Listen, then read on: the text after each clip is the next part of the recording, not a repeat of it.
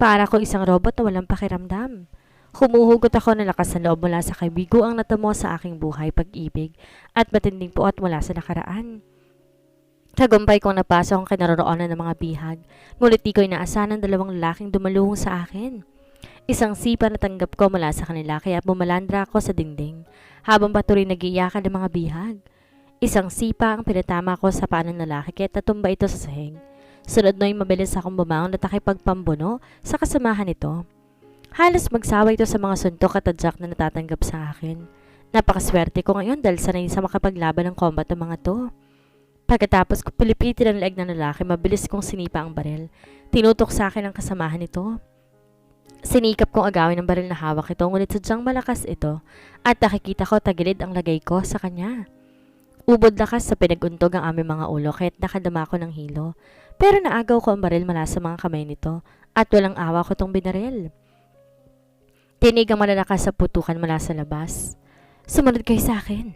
Matigas kong utos sa anim na bihag habang binabalik sa akin tengang earphone. Kailangan ko ng backup. Matigas kong saad. Ilang sandali pa'y nakita kong paglapit ng mga kasamahan kong sundalo sa aming pinagtataguan hanggang makarating nga sila sa pwesto ko. Kaagad pinalibutan namin ng mga hostage para protektahan mula sa bala ng kalaban. Ganito katindi ang obligasyon namin. Kasi hodang salubungin na aming mga katawan ng bala, basta masiguro lang kaligtasan ng mga biktima. Bawat kubo na madaraanan hinahagisan ko ng granada habang kasamahan ko'y sinusunog ang ilan. Halos matupok ng apoy ang buong kuta ng mga rebelde. Ramdam ko ng tagumpay namin kahit pinagkatiwala ko ng lahat sa mga kasamahan ko. Ngunit hindi ko inaasahan ang sumunod na nangyari. Dahil naging kampante ako, hindi ko namalay ng isang kalaban sa aking lugaran. Sa pagharap ko, sumalubong sa aking katawan ang dalawang bala na pinakawalan nito. Huli na bago pa ako makaiwas. Napaungol ako habang hawak ang aking katawan kung saan bumaon ang bala hanggang naramdaman kong bumagsak ang aking katawan sa lupa. Garcia! Malakas ang sigaw ng kasama ko bago mabilis lumapit sa akin. Narinig ko nagkakagulo silang lahat habang ang aming radyo may tumatawag ng backup. Nakaramdam ako ng sakit sa dibdib at alam ko, hindi tuluyang bumuon ang bala sa katawan ko dahil sa bulletproof kong suot. Narinig ko ding huminto ng putukan at naghintay na lang kami sa pagdating ng chopper para madala sa ospital ang mga sugatang sundalo. Kabilang na ako. Ngayon lang ako nakaramdam ng pagod at malagkit na rin ang pakiramdam ko dahil sa dugong kumalat sa aking katawan. Halos hindi maipintang aking mukha hanggang naramdaman ko, bumibigat ng aking mga talukap. Lumakas ang hangin sa paligid at di ko na alam ang mga nangyayari. Pero bago pa ako tuluyang mawalan ng malay, isang tinig ang narinig ko sabay ng mahigpit na yakap ito sa akin. Oh God, Alexandra, please don't leave me. Si Sedi, habang mahigpit na kayakap sa aking asawa.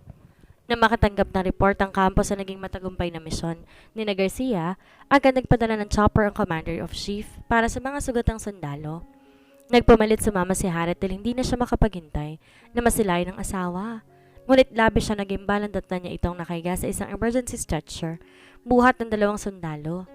Natarantang lumapit sa asawa at saka mahigpit na niyakap. Ni sa hinagap, di niya pinangarap na makita ang kanyang mahal sa ganitong sitwasyon. Di siya umalis sa tabi ng kanyang asawa hanggang sa nakarating sila ng ospital. Pinalipat niya sa San Lorenzo Hospital ang kanyang asawa, ang ospital na pag-aari ng kanilang pamilya. Nanatili sa loob ng operating room ang kanyang asawa dahil kasalukuyan tinatanggal ang bala sa kanyang balikat. Hanggang sa labas ng operating room, pabalik-balik na naglalakad si Sedi. Di siya mapakali dahil sa labis sa pag-aalala para sa asawa. Mula sa gilid, tahimik na naghihintay ang mag-asawang Cedric at Lexi. Hindi nila iniwan ang anak upang suportahan ito. Mabilis lumapit si Sedi sa asawa. Inabot ng kamay nito na bahagya pang pinisil. Hinaplos ang kanyang palad ng namumutlang mukha ng asawa. Hinaplos ng awa ang puso ni Sedi. Yumuko siya at pinatong ang pisngi sa noon nito. Ito na ang huling pagkakataon. Nahahawa ka ng baril. Hindi ko mahahayaan na maulit na uli ito. Mula ngayon ako nang masusunod sa ating dalawa. Matigas na wika pa niya habang patuloy na hinaplos sa kanyang braso ang wala pa ring malay na asawa niya. Alexandra's POV. Nagising ako na maramdaman ko may nakatitig sa aking mukha at sa tingin ko may ilang minuto na nakatayo sa aking paanan ang isang estranghero. Kahit hindi ko nakikita kung sino ito'y ramdam na ramdam ko ang mabigat na enerhiyang dala nitong may kaakibat na panganib. Ilang sandali pa narinig ko mga yabag nito tungkol sa kanang bahagi ng kama. Ramdam kong bawat kumpas ng kanyang kamay, maging ang isang braso nito sa ere. Hanggang sa isang iglap, mabilis kong nasalong braso nito na paparating sa aking mukha. Hindi nga ako nagkamali ng sapantaha. Pagmulat ng aking mata, tumambad sa aking parin ang dugo ng isang patalim. Nagahiblang layo sa dibdib ko.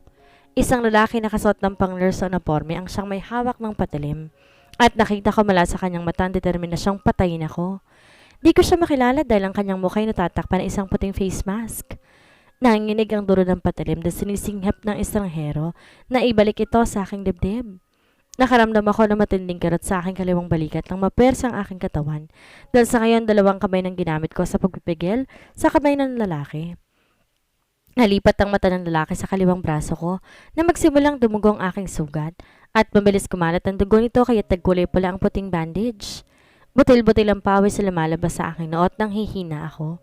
Di ko inaasahan na sa malang na ginawa ng pangahas nang hawakan niya ang sugat ko at bigain to ng husto. Napahiyaw ako sa matinding sakit na sinundan ng isang malakas na halakak. Para siyang mababaliw na natutuwa sa nakikitang paghihirap ko. Binuhos ko ang buong lakas ko at saan ako umatras patungo sa kabilang gilid ng kama bago isang sipang pinatama sa mukha nito. Napatras ang lalaki at galit na muling bumaling sa akin habang nagulat ito sa aking ginawa. Nakikita ko sa kanyang mata matinding galit na parang minsan ko na nakita. Parang sinipa ng kabaing dibdib ko dahil sa malakas sa pagkabog nito. Nang biglang pumasok sa isipan ng isang taong madalas kong napapanaginipan. Sinikap ko makatayo habang hawak ang dumudugong balikat. Hinihinga na sinandal ang likod sa pader upang hindi matumba dahil bagya ako nakaramdam ng hilo. Sino ka? Bakit gusto mo akong patayin? Tanong ko habang matalim na nakatitig sa mukha nito. Gusto kong bago kita patayin, matikman ko muna ang iyong katawan. Kasi sa tingin ko di hamak na mas masarap ka kaysa sa iyong ina. Sagot niya sa akin na nagpatulala sa akin. Pagkatapos sabihin niyon, tila naging slow motion lahat ng tanggalin niyang bigla ang nakatakip na puting face mask sa mukha nito. Ganoon na lang pagkabimbal ko nang tumambad sa aking paningin. Ang mukha ng lalaking kailanman hindi ko makakalimutan. Maging ang nakakatakot ng isa na siyang tumatak ng gusto sa isipan ko. Ang lalaki naging bangungot ang buhay ko at nagdulot ng matinding trauma. Di ko alam kung gaano ko katagal na nakatulala sa kanyang mukha. Basta't naramdaman ko nilang naninikip ang dibdib ko at nahirapan na akong huminga. Parang tinakasan ng dugo ang buong mukha ko at nagsisimula na namang manginig ang aking mga tuhod habang umahakbang paatras. Bumagsak sa sahig ang isang maliit na mesa. Nagkalat sa sahig ang mga prutas na nakapatong doon. Mahigpit ako napakapit sa aking dibdib. Sinisikap mahabol ang aking hininga dahil ng mga oras na ito. Tila naubusan ako ng oxygen sa katawan. Dahan-dahan siyang humakbang paikot sa kama patungo sa aking direksyon. Sumisipol siya habang marang hinahaplos ng hintaturo nito ang talim ng kutsilyo. Nanatiling nakatitig ang nanilisik nito mga mata na di nawawalang nakakatakot itong ngisi sa bibig. Pakiramdam ko ng mga sandaling ito para ako nasa isang horror movie. Kaharap na isang demonyo na gustong kunin ang buhay ko. Tuluyan na wala ng lakas ang aking mga tuhod kaya bumagsak ako sa sahig. Di ko na rin alintana ang sugat sa aking balikat na patuloy dumudugo dahil nanonood sa kalamnan na matinding kilabot. Na mga oras na to mas nangibabaw matinding trauma na naranasan ko dahil sa malagim na pangyayari. Pakiramdam ko muli akong bumalik sa nakaraan. Para ko isang batang walang silbi at nababalot ng takot ang buong pagkatao. Masyado na ako nasusuffocate at ramdam ko anumang oras mawalan na ako ng ulirat. Halos maligo ako sa pawis, ngunit natigilan ako na huminto sa harapan ng isang pares ng itim na sapatos. Sa pag-angat ng aking mukha siya namang pag-angat ng kamay ng lalaki. May hawak na patalim at nakahanda na upang ako ay saksakin. Tuluyang nilamon ng matinding takot mula sa nakaraan ang buong sistema ni Alexandra at nalimutan niyang may kakayahan siyang ipagtanggol ang sarili mula sa taong nanggahasa at pumatay sa kanyang ina. Maring pumikit siya habang mahigpit na nakakuyom ang kamay sa tapat ng dibdib habang isa'y pilit inaabot ang pintuan kahit alam niyang napaka-imposible mangyari dahil may 10 hakbang panglayo niya mula doon. Hindi niya sinubukan pang lumaban na wari mo hinihintay na lang kamatayan. Tila tanggap na niya na sa kamay ng lalaking ito matatapos ang kanyang buhay. Nakakatakot ang sigaw ng lalaki bago ito bumelot naghanda upang itarak ang patalim sa katawan ni Alexandra. Pero isang putok ng baril ang ibabaw sa buong kwarto na sinundan ng halos na mamao sa sigaw ng lalaki. Yung master, ang mami ninyo na aksidente. Nagulat si Sedi sa biglang pagpasok ng isang nurse sa loob ng kwarto. Namumula ang mukha at halatang labis sa pagkataranta na wari may kinatatakutan. Nang marinig ang sinabi nito, nataranta siyang tumayo bago lumingon sa kanyang tauhan. Maiwan ka rito at mabantayin mo mabuti ang asawa ko. Utos niya sa lalaki. Nagmamadaling lumabas siya ng kwarto at naiwan ng isang katulong pati ang isa sa kanyang bodyguard na nagbabantay sa pintuan ng kwarto. Malalaking hakbang ni Sedi palabas ng ospital, pilit tinatawagan ng kanyang ina sa number nito. Makailang ulit niyang sinubukan na tawagan ng ina pero wala talagang sumasagot. Mabilis pinasibat niya ang sasakyan papalayo ng ospital, habang sa likuran nakasunod ang sasakyan ng mga tauhan. May ilang metro rin ang tinakbo ng kanyang sasakyan nang subukan niyang muling tawagan ng mga magulang, ngunit sa pagkakataong to, numero ng ama ng kanyang tinawagan. Saan, may problema ba? Malumanay na tanong ni Cedric sa anak mula sa kabilang linya. Dad, kamusta si Mommy? Di ba manala ang kondisyon niya? Nag-aalalang tanong niya sa kanyang ama. Iyo, ano bang pinagsasabi mo? Naguguluhang tanong ng kanyang ina. Bigla kasi itong sumingit sa usapan nilang mag-ama. Biglang naapakan ni Sally ang brake na sasakyan, kaya't sumagitsit ang gulong nito sa kalsada. Dahil sa kanyang ginawa, kamunti ka nang bumangga sa likuran ng kanyang kotse ng mga sasakyan ng tauhan. Mabuti't alerto ang mga to. Mom, nasan ka ngayon? Sabi sa akin, aksidente ka raw. Naguguluhang tanong niya sa ina. Di ako na-aksidente, Sedi. Saan ba nakuha ang balitang yan? Galit na sagot ni Lexi sa anak. Tsaka niya napagtanto ang lahat. Dahil sa labis sa pag-aalala, nakalimutan niyang alamin ang lahat sa nurse. Kung paano nito nalaman na sinasabing na aksidente raw ang inang si Lexi. Sedi, nasan ka? Tanong ni Lexi sa anak na may halong pangamba ang tinig. Nandito na ako ngayon sa kalagitnaan ng highway. Pauwi sana ako naman Oh my God, Sedi! Bumalik ka kagad sa ospital. Sa Alexandra, doon tayo magkita. Papunta na kami ngayon din. Di na natuloy ang sasabihin ni Sedi nang bigla itong putulin ng kanyang ina. Baka santakot para sa kaligtasan ng kanyang asawa. Dinagsa din na matinding takot ang puso ni Sedi dahil mabilis na pinagana makina ng sasakyan. Matuling pinatakbo ito pabalik ng ospital. Saktong paghinto ng kotse sa harap ay siya namang pagdating ng sasakyan ng kanyang mga magulang. Mabilis siyang bumaba ng sasakyan. Sabay silang lahat pumasok sa loob ng ospital. Hindi maintindihan ni Sedi ang nararamdaman ng mga sandaling ito dahil malakas ang panginginig ng kanyang katawan. Na may kaakibat na matinding kaba, maging si Lexi di mapakali sa kanyang kinatatayuan habang inintay kung kailan bubukas ang elevator. Calm down, sweetheart. Paalala ng kanyang asawa bago mahigpit siyang niyakap nito. Nanatili mang kalmado si Cedric ngunit ang totoo maging siya, nakaramdam din ng kabadal sa nangyayari. Kahit sino makakita sa ayos ng kanyang mga tauhan iisipin na natutulog lamang ito. Dinakot na matinding kaba ang puso sa dibdib nila ng tatlo habang mga tauhay mabilis binuksan ang pintuan ng kwarto para sa kanila. Sa pagpasok ni Sedi ng laki ang kanyang ulo dahil sa eksenang bumulaga sa paningin nito. Nakandusay ang asawa sa sahig habang sapon ng kamay ang dibdib. Kumalat ang dugo sa balikat ito sa bahagi kung saan ito inoperahan kahapon. Sa bandang ulunan nakatayong isang lalaking may hawak na patalim. Nagdilim ang kanyang paningin at mabilis binunot ang baril na nasa tagiliran ng kanyang tauhan. Galit na tinutok ang baril sa lalaki at inasinta ang kamay nitong may hawak na patalim. Malakas ang sigaw ng lalaki habang hawak ang dugo ang kamay. Napalood to sa sahig na namimilipit na sa matinding sakit. Diyos ko, Alexandra! Nahing takutang bulala si Lexi at malapit nang sa dalagang namumutla at saka mahigpit itong niyakap. Tulog ang mommy ko. Nahihirapang bigkas ito habang mahigpit na nakakuyom ang kanyang mga kamay. Malalim bawat paghinga ni Alexandra na akala mo naghihingalo. Waring mo nagdidelirio habang sinisikap makapagsalita. Natigilan si Alexandra na makilalang mukha ng babae na nagligtas sa kanya. Tulad na nangyari sa nakaraan, parang ang batang si Alexandra nasa harap ni Lexi. Tulungan mo ko, ang mami ko. Nagmamakaawang sabi nito kay Lexi. Binalot na matinding awa ang puso ni Lexi para sa kanyang manugang. Kaya mahigpit kinulong sa kanyang mga palad ang mukha ni Alexandra habang umiiyak. Alexandra, makinig ka. Wala nang mami mo. Ako ng bago mong mami. Pahayag ni Lexi na kung paano niya kausapin ng batang sa Alexandra, ganoon din ang ginawa niya ngayon.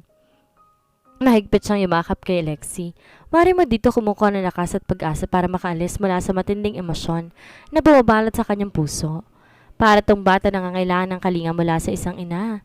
Di makapaniwala si Sedi sa kanyang mga nasaksihan dahil ngayon niya natuklasan gaano kalaki naging papel ng kanyang ina sa buhay ni Alexandra. Nahantad sa kanyang harapan ang lihim ng dalawa na matagal na gumugulo sa kanyang isipan. Hilam sa luha ang mga mata ni Sedi habang nakatitig sa kanyang asawa. Kasalukuyang yakap ng kanyang ina at parang bata itong iniuugoy habang sinisikap pakalmahin. Sino mag-aakalang sa likod na matapang na mukha ng babaeng si Alexandra, nagtatagong mahina nitong pagkatao at tayang sa kanyang ina na si Lexie humuhugot ng lakas. Matinding paghangang naramdaman ni Cedric para sa asawa dahil isa siya sa naging saksi kung paanong inalagaan ng asawa tinuring na parang tunay na anak ang batang si Alexandra. Ilang minuto lumipas na wala nang malis si Alexandra, kaya mabilis lumapit si Cedi sa asawa. Kinuha niya to sa bisig ng ina at baso yung hinapos sa mukha. Alisin niyo ang laki yan dito. Galit na utos si Cedi sa kanyang mga tauhan. Siguraduhin niyo hindi makakalabas sa kulungan ng lalaking yan. Iharap niyo sa akin lahat ng nurse na narito ngayon din. Matigas na utos si Cedi sa mga doktor at nurses na nasa kanyang harapan, habang buhat ang asawa niyang walang malay. Maingat na tang binaba sa kama at kagad lumapit ang matandang doktor para suriin ang kalagayan nito. Aniya bago masuyong hinawakan ng kamay ni Alexandra. Tahimik na sumunod si Cedi sa ina kahit lumabas siya ng kwarto. Naiwan ang ilang mga doktor na gumagamot sa sugat ni Alexandra. Mula sa labas ng kwarto, isa-isang sinusunod ni Cedi ang mukha na lahat ng mga nurse na nakilera sa gilid ng hallway. Ngunit wala sa kanilang nurse na nagsabi sa kanyang naaksidente ang kanyang ina. Maaaring maya-may humangos nang dumating ang isang staff ng ospital. Makikita matinding takot sa mukha nito. Young master, ipagpaumanhin po ninyo ngunit isang bangkay ng nurse ang aking nakita sa loob ng stockroom. Naiintakutang saan nito na siyang kinatigan ng lahat. Mabilis sumunod silang lahat sa lalaking staff ng ospital patungo sa sinasabi nitong bangkay. Natigilan sa Cedi na makilala ang mukha ng nurse dahil ito ang nurse na kanyang hinahanap. Nasa loob to ng isang cabinet at talatang nilason ito dahil bumubula ang bibig. Ilang minuto lumipas, dumating ang mga pulis upang imbestigahan ang nangyaring krimen. Freddy Santiago, ang lalaking pumatay at nanggahasa sa ina ni Alexandra, na sa kalusurhuyang sitwasyon ay siya ring pumatay sa isang nurse, maging sa katulong na nagbabantay kay Alexandra. Dahil sa kasong double murder, rape at patong-patong na kaso, si Freddy Santiago ay nahatulan siya ng death penalty. Dahil sa impluwensya at yaman ng pamilyang Hilton, mabilis natapos ang paglilitis kaya agad na naipataw ang parusang kamatayan sa lalaking kriminal. Cedi's point of view. Naalimpungatan ako na maramdaman kong gumalaw sa aking tabi sa Alexandra, kaya nagmulat ako ng aking mga mata. Kamusta na ang pakiramdam mo? Inaantok kong tanong sa kanya habang hinahaplos ang makinis niyang pisngi. 7:00 ng umaga na magising to at nanatili pa rin kaming nakahiga sa kama. Isang matamis ng ngiti ang sumilay sa bibig nito bago marap sa akin. Yumakap sa aking katawan ng isang braso bago binaon ng kanyang mukha sa aking dibdib. Masarap ang tulog ko kasi katabi kita. Salamat. Malabig niyang saan. Mahigpit ko siyang niyaka pabamaso yung hinahapos ito sa likod. May isang ba na rin kaming namamalagi dito sa resort dahil kailangan ni Alexandra ng isang tahimik at payapang lugar na makakatulong sa kanyang paggaling. Naghilam ang sugat ito sa balikat kaya masasabi kong magaling na ito sa pisikal na antas, ngunit hindi sa emosyonal na aspeto. Pagkatapos ng insidenteng iyon, malaki ang naging epekto nito sa mental health ng aking asawa. May mga panahong dito makatulog dahil madalas siyang binabangungot. May time din na habang natutulog kami, bigla na lang niya akong sinakal. Kaya nagdesisyon si na mommy na bigyan ako ng 2 buwang bakasyon para matutukan ko sa Alexandra at kailanman hindi ako umalis sa kanyang tabi. Tama si mommy. Kailangan ni Alexandra ng suporta at atensyon para tuluyan na makaalis mula sa masamang alaala tungkol sa ina nito. Nalaman ko kay daddy na ganito ang ginagawa ni mommy kay Alexandra noon at ngayon. Naasawa ko na sa Alexandra tungkulin ko na ibigay ang buong suporta ko sa kanya. Alexandra, I think ito na ang tamang panahon na mag-usap tayo. Ani ko sa malumanay na tinig. Nagangat siya ng mukha at matamlay na tinitigan ang nakasusunod ko pang sasabihin. Alam kong sumunod ka sa party ng gabing yon, honey. Makinig ka. Mali ka nang iisip sa mga nakita mo sa amin ni Margaret. Marahil na nakita mo nooy magkayakap kaming dalawa, maniwala ka. Wala kaming relasyon. At tong araw mismo yon, sinarado ko ng yugto ng buhay ko sa babaeng yon. Kaya wag mo sanang isipin na may nararamdaman pa rin ako kay Margaret. Dahil sa unang araw pala ng pagkikita nating dalawa, nabihag mo na ang puso ko. Sa maniwala ka man o hindi, ikaw na kagad ang tinitibok ng puso ko. Huli ko na lang na-realize ang lahat dahil labis pa ako naguguluhan sa mga nararamdaman ko. Pero sa bawat araw na kasama kita, lalo kong napatunayan na mahal talaga kita. At isa sa labis kong kinatatakutan ay ang mawala ka sa akin. Kaya ginagawa ko lahat para manatili ka sa akin dahil mahal kita. Madamdamin kong pahayag habang masuyong hinahaplos sa makinis niyang pisngi. Nakita ko pa pumatak ang kanyang mga luha, lalong humigpit ang braso niyang nakayakap sa aking katawan. I am so sorry. Hindi ko sinasadya na pag-isipan ka ng mali. Pangako hindi na mauulit pang umalis ako ng walang paalam. Naluluhani ang sagot. Tipid akong ngumiti sa kanya bago pinataka na isang mabining halik ang kanyang noo. Honey, hindi naman yan ang nais kong marinig mula sa iyo eh. Ani kong may kalakip na tampo. Napansin kong natigilan siya na wari mo hindi nauunawaan ang ibig kong sabihin. Bahagyang kumunot ang kanyang noo na tila iniisip pa nito ang mga sinabi ko. Pakiramdam ko na pahiya ata ako, kaya mas pinili ko na lang ang manahimik at hintayin ang susunod niyang sasabihin. Ilang minutong lumipas, bumukas sara ang kanyang bibig na wari mo may nais sabihin. Ngunit sa huli bigla naman tong tatahimik. Halatang may pag-aalilangan sa mukha nito kung sasabihin ba sa akin o hindi. Habang ako'y parang tanga na naghihintay sa kanyang harapan. Ilang sandali pang lumipas, nakaramdam ako ng inip, kaya bumangon na lang ako at naiinis na umalis sa higaan, habang aking asawa ay nagtatakang nakamasid lamang sa amin.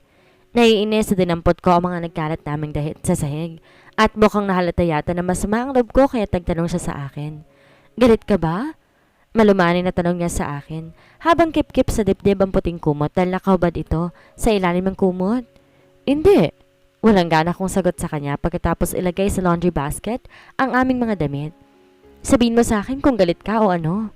Hindi yung nagdadabog ka na lang ng ganyan sa harapan ko. Naiinis niyang pahayag. Kaya galit na hinarap ko siya. Naiinis ako sa iyo. Bakit bang manhid mo? Napakasimpleng salita, hindi mo man lang magawang sabihin ng diretso sa akin. Lagi na lang ako yung nag-e-effort.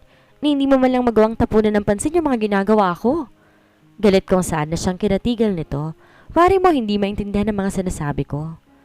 Naguguluhan na ako, ang dami mong pasakali. Ano bang ibig mong sabihin? Napipikong sagot niya kaya tuluyan na ako nasagad. Seryosong humarap sa kanya. Ang haba na ng mga sinabi ko pero hindi mo man lang magawa na tumugon sa mga pinagtapat ko sa'yo. Ani ko, bumangon siya at tinarap ako. Kung kanina ang sweet namin sa isa't isa, ngayon naman halos nagsisigawan na kaming dalawa. Ay ano nga kinagagalit mo? Nanggigigil na tanong niya sa akin. Halatang galit na nito. Sabihin mo nga sa akin, mahal mo ba ako o hindi? Galit kong tanong sa kanya. Mahal! Pasigaw na sagot niya sa akin na siyang kinatigil ko. Ayun naman pala eh. Bakit di mo man lang magawang sabihin sa akin na mahal mo ko? Bakit kailangan pwersahin pa kita para lang marinig ko mula sa'yo na mahal mo ko? Puro nang hinanakit na sabi ko bago ko siya tinalikuran. Kailangan ko ba talagang sabihin sa'yo kung gaano kita kamahal? Na hindi masusukat ng anumang bagay o hindi mailalarawan ng anumang salita ang nararamdaman ko para sa'yo? Kailangan ko pa bang isigaw sa mukha mo na higit pa sa buhay ko ang pagmamahal ko sa'yo? Na ikaw lang nag-iisang lalaki minahal ko buong buhay ko. Mahaba niyang pahayag na bahagya pang pumiyok ang tinig sa huling tinuran. Nahinto ako sa paghakbang, mabilis pumihit paharap sa kanyang direksyon. Walang pagsidla ng kasiyahan sa puso ko na sa wakas, narinig ko mismo mula sa bibig ng aking asawa kung gaano ko nito kamahal. Mabilis lumapit ako sa kanya, mahigpit tong niyakap bago pinupog ng halik ang mukha niyang basa na sa luha. I am so sorry kung pinaiyak kita. Bakit kasi hindi mo magawang sabihin sa akin lahat ng yon? Malambing kong tanong sa kanya. Natawa pa ako na makita ko, hindi siya komportable sa tanong ko at kapansin-pansin ang pamumula ng mukha nito. Kasi nahiya ako eh. Anito bago nagyuko ng ulo. Natatawang muli ko siyang niyakap habang nakapikit ang aking mga mata. Maya-maya pinaghiwalay ko ang aming mga katawan bago nakangiti na humarap sa kanya. Alexander Garcia, will you marry me? Madamdamin kong pahayag habang nakatitig sa maganda niyang mukha at hinihintay ang magiging sagot nito. Isang magandang ngiti ang sumilay sa mapulang labi ng aking asawa bago siya sumagot. Yes, I will marry you, Mr. Smith. Taos-pusong sagot niya sa akin kaya isang mapusok na halik ang ginawad ko sa kanya. Tsaka ko sinuot ng isang mamahaling singsing sa daliri nito. Noon ko pa gusto mag-propose sa'yo. Inintay ko lang na kusa ka magtapat ng nararamdaman mo sa akin. Kaso ang ending sa pilitan para rin ang ginawa ko para lang mapaamin ka. Natatawang turan ko bago bahagyang umiling. Natatawang gimakap sa akin ng aking asawa bago pinaliguan ito ng halik ang aking mukha. Sorry, don't worry, babawi naman ako sa'yo. Nakangiti niyang saad bago nilahad sa harapan ko ang isang malit na bagay na bahaba ang hugis nito. Mas naaga ang pansin ko sa dalawang pulang guhit At hindi ako tanga para hindi maunawaan ko ano bang ibig sabihin nito. Hindi makapaniwala, tumitig ako sa kanyang mukha. In 2 months, pregnant. Naluluhani ang wika habang ako nanatiling nakatulala sa kawalan. Ilang segundong lumipas bago ko nahimasmasan. Oh my! Daddy na ako? Di ba kapaniwalang tanong ko sa kanya. Sa sobrang kasiyahan ko, binuhat ko ang aking asawa. Pinaikot sa ere habang kapwa kami tumatawa. Maingat na binaba ko ito bago sabik na hinawakan ang impis pa niyang tiyan at parang baliw na kinausap to. Young man, bilisan mong lumaki dyan. Sabik na akong makita ka. Nagagalak kong wika habang masuyo itong hinahaplos. Tumayo ako ng tuwid at tumarap ang aking asawa. Thank you, honey. I love you. Puno ng emosyong sabi ko sa kanya habang nakatitig ng diretso sa kanyang mga mata. Mahal na mahal din kita, honey ko. Nakangiti niyang sagot na halos ikalundag ng puso ko. Sadie's point of view. Pare, kinakabahan ako sa sorpreso niya na to eh. May pa-blindfold pa kayong nalalaman? Ani ko kay Jasper at Lawrence. Kasama iba pa naming kaibigan na kasamahan namin sa racing. Sisihin mo yang si Lawrence, siya may pakana sa lahat ng to. Sagot ni Jasper habang tumatawa. Dahan-dahan akong humakbang habang inaalalayan ako ni Jasper paupo sa may sofa. Narinig ko naman ang tawanan at hiyawan ng mga kaibigan ko na pumainan lang sa buong kwarto na isang maharot at tugtugin. Tinanggal ni Lawrence ang tali sa aking mga mata kaya tumambad sa aking paningay ng madilim na kwarto at tayong nagbibigay liwanag ang iba't ibang kulay na ilaw na umiikot sa paligid kaya nagmukhang disco ang loob ng kwarto na aming kinaroroonan. Ang mas nakaagaw pa ng atensyon ko ay ang isang malaking kahon na nasa gitna. Hindi pa naman nabubuksan ito'y kinakabahan na ako dahil nahinuha ko na kalunlaman ng malaking kahon. Isang linggo na lang kasi magaganap na ang pag-iisang dibdib namin ni Alexandra sa simbahan dahil hindi na ako binata. Naganda ang mga kaibigan ko na isang bachelor's party. Nagsabi ako sa kanila na hindi na naman kailangan. Kasal na kami ni Alexandra pero isang Lawrence ang makulit at talagang pinagpilitan pa ang kanyang gusto. Shit! Ang naibulalas ko nang biglang bumukas sa malaking kahon at lumabas ang isang babae na sumasayaw. Nakatupis ang ito kaya't litaw o magandang hubog ng katawan nito pero hindi hamak na mas sexy ang asawa ko. Maganda ang babae dahil sa magandang pagkakalagay ng makeup sa mukha nito pero higit mas magandang asawa na hindi man lang nababahiran ng anumang kemikal ang mukha ng aking asawa. Para kung tanga kinukumparang aking asawa sa ibang babae. In short, walang makakapantay sa kagandahan ng asawa ko. Natauhan akong bigla nang sa aking naiisip. Biglang umupo ang babae sa aking kandungan. Kaya naman naghiyawan ng mga kaibigan nila at tuwang-tawa ang mga ito. Saka ko lang napansin ang lahat pala may kanya-kanya ng kapareha. Imbes na matawa tulad ng aking mga kasamahan, matinding kaba ang umusbong sa puso ko. Kaya mabilis kong nilingon si Lawrence at Jasper. Hindi ko pinapansin ang babaeng patuloy na gumigiling sa aking kandungan. Ano to, Lawrence? Nag-usap pa tayo walang babae. Galit na tanong ko sa aking kaibigan, kaya naman pinagtawanan ako ng mga ito. Ano ka ba, bro? Minsan lang to kaya wag kang KJ dyan. Mag-enjoy ka na lang. Natatawa namang sagot niya sa akin. Kayo na lang, wag yun na akong idamay. Galit kong sabi na siyang kinalingon nilang lahat sa akin. Bahagya akong tinulak ang babae, paalis sa aking kandungan. Ngunit isa pa itong makulit dahil muli siyang bumalik sa aking kandungan. Bakit ba takot na takot ka sa asawa mong yon? Huwag mong sabihin ang bilyonarong si Smith ay under desire na ngayon. Anito na sinundan pa ng halakak kaya tapulo ng pang-aasar. Natawa ang buong kwarto. Magsasalita pa nga sana ako ng padabog na bumukas ang pintuan kaya't sabay kaming lahat na napalingon. Nanlalaki ang aking mata nang pumasok sa aking asawa at may madilim na mukha habang bitbit ang mahaba nitong baril. Wala sa loob na naitulak kong biglang babae. Nakaupo sa aking kandungan kaya't nahulog ito sa sahig. Wala na akong pakialam pa. Kahit pa mapilayan ito, ang importante ngayon ay ang galit ng aking asawa. Simula kasi na maglihi ito ay masyado na siyang selosa, kaya naman iniiwasan ko na talagang madikit o ang lumingon sa ibang babae. May time pa nga na parang hindi na ito magselo, sinama ko siya sa trabaho. Ngunit ang pahamak na si Lawrence nilagay sa bingit ng kamatayan ang buhay ko. Nahintong bigla ito ng nangaasar na tawa ng aking mga kaibigan na biglang ikasa ni Alexandra ang kanyang baril. Halos sabay pang napaparunok kaming lahat. Kinabahan kaming bigla. at tahimik lamang tinutok nito ang baril sa aming direksyon. Wala ni isa man sa amin nakagalaw. Bang! Isang putok ng baril ang halos nagpalundag sa aming lahat. Kasunod ay biglang tumahimik ang paligid. Yung malaking speaker pala ang binaril nito kaya biglang namatay ang tugtog. Sa pangalawang kasa ng baril ay halos pigil ng aming hininga dahil muling tinutok na ang baril sa aming direksyon. Bang! Kulang lang lumabas palabas ang aming puso dahil sa matinding kaba na muli naming marinig ang putok ng baril. Nakakatawang isipin, ngunit halos sabay pa kaming lahat na napapikit. Biglang kumalat ang liwanag sa buong kwarto. Ang switch pala ng ilaw ang sunod na tinarget nito. Marahil kung wala ako sa ganitong sitwasyon, mamamatay na ako kakatawa ng itsura ng mga kaibigan ko para mga tinakasan ng kaluluwa. Bumalik ako sa realidad na makita kong luhaan ng mga mata ng aking mga asawa na kaya mabilis akong tumayo. Nakakaisang hakbang pa lang ako bigla ako napaatras nang walang pag-aalinlangan, binaril ng aking asawang pagitan ng aking mga paa. Lihim akong napanunok dahil batid ko talaga na galit na ito. Nilakasan ko ang loob ko para magpaliwanag sa kanya.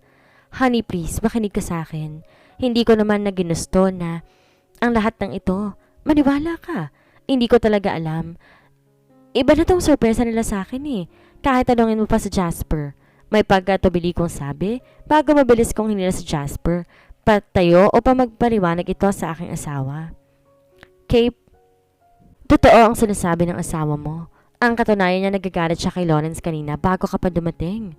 Mabilis na paliwanag ni Jasper kay Alexandra, ngunit ang ekspresyon ng mukha nito hindi pa rin nagbabago. Ilang sandali pa halos mapatalo na si Lawrence sa kanyang kinaupuan nang barilin ni Alexandra ang pagitan ng hita nito. Habang ang ilang mga kasamahan namin takot na gumalaw sa kanilang kinaupuan. Ibinaba ni Alexandra ang baril at tahimik na humakbang ito palapit sa aming kinatatayuan. Alam ko, natatakot ito ngayon. Ang aura niya ngayon ay tila isang sundalo na nasa isang misyon na gustong pumatay ng kalaban. Mabigat ang bawat hakbang nito hanggang sa huminto siya sa tapat ko na may kalakihang di pa ang layo mula sa akin. Walang kasalang magaganap, Smith. Matigas niyang pahayag na parang kulog ang dating sa akin. Pakiramdam ko libong karayaman tumusok sa puso ko. Pagkatapos sabihin yun, humarap ito kay Lawrence at labis naming kinagulat na isang malakas sa suntok ang pinadapo nito sa mukha ng aking kaibigan. Sa lakas ng suntok na walang tunong malay. Bali walang tumalikod ng aking asawa habang bitbit ang kanyang baril. Ang lahat ng kaibigan ko pa mga takatanga dahil ngayon lang nila nakita ang magalit ng aking asawa kahit sigurado ko. Isang aral na para sa kanila ang nangyari ngayon. No, hindi ako papayag. Narinig mo naman ang sinabi ni Jasper, hindi ba? Wala akong kasalanan at hindi ko alam na magyayari to. Paliwanag ko na may halo pang pakiusap. Huwag mo akong hahawakan. Bulyo niya sa akin ang akma ko sanang hahawakan to sa braso.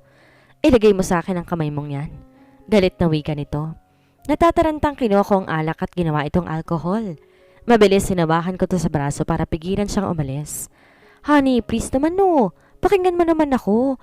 Alam mo namang di ko magagawa mga iniisip mong yan. Akala ko ba nag-usap pa tayo na pakinggan mo munang paliwanag ko bago ka magalit sa akin? Ani ko na may halong hinanakit. Napansin ko lumambot ang mukha nito at tumingin ng diretso sa akin ng mga mata na hilam sa mga luha. I'm sorry. Pasensya na, nahihirapan kasi akong kontrolin yung galit ko eh. Garalgal ang tinig na sagot niya sa akin. Hinaplos ng awa ang puso ko dahil sa tinura nito kaya't mahigpit ko siyang niyakap. Shhh! Tahan na. Huwag ka nang umiyak, makakasama kay baby yan. Malambing kong saad habang masuyong pinagahagka ng halik ng ulo nito. Nakahinga ako na maluwag na mahigpit kumanti siya ng yakap sa akin. Umuwi na tayo. Masuyo kong saad bago niya taw palabas ang silid. Naiwan ang mga kaibigan ko na hanggang ngayon hindi pa rin gumagalaw sa kanilang kinatatayuan. Mahal na mahal kita, Alexandra, at ikaw ang lahat sa akin. Kaya naman sana wag mo nang pagdudahan ng pagmamahal ko sa iyo. Malumanay kong saad habang naglalakad kami palabas ng gusali. Pwede bang kapag hindi mo na kayang ugali ko, iwan mo na lamang ako? Naunawaan naman kita eh. Iniisip ko kasi na baka nasasakal na kita dahil sa pagiging selosa ko.